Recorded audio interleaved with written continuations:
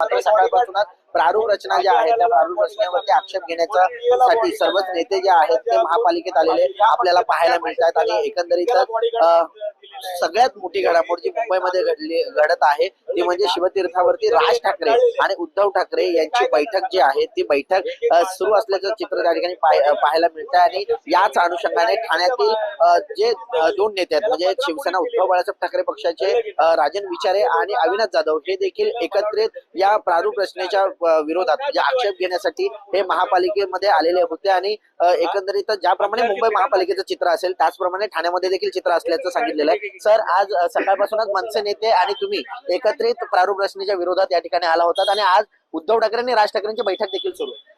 मला वाटतं आज जनतेच्या मनातला जो विषय आहे या दोन भावांनी एकत्र आलं पाहिजे आणि त्या संदर्भामध्ये ही प्रक्रिया सुरू आहे संपूर्ण महाराष्ट्रामध्ये कशा पद्धतीने या ठिकाणी महानगरपालिका असतील, नगर परिषदा असतील किंवा ज्या काय निवडणूक आहेत या पुढच्या ज्या निवडणुका आहेत एकत्रित लढण्याचा निर्णय दोन भावांनी घेतलाय आणि आज ठाण्यात सुद्धा या ठिकाणी आम्ही लोक सर्व पक्षीय या ठिकाणी जमलेलो आहोत आणि हरकती या ठिकाणी घेतलेल्या आहेत। त्याप्रमाणे गणेश नाईक म्हणतायत की रावणाचं दहन केलं पाहिजे ठाण्यात जर सत्ता मिळवायची असेल। दोन पक्ष एकत्रित आल्यानंतर मुंबई आणि ठाण्यामध्ये काय नेमकं चित्र ठाणेकरांना आणि मुंबईकरांना पाहायला मिळेल? अहो, पण त्या रावणाचं नाव त्यांनी डिक्लेअर करायला पाहिजे होतं ना, कोण रावण आहे? रावण तर मेला कधीच, त्याचं दहन कधीच झालं, परत दसऱ्याला होणार आहे, कळलं की नाही?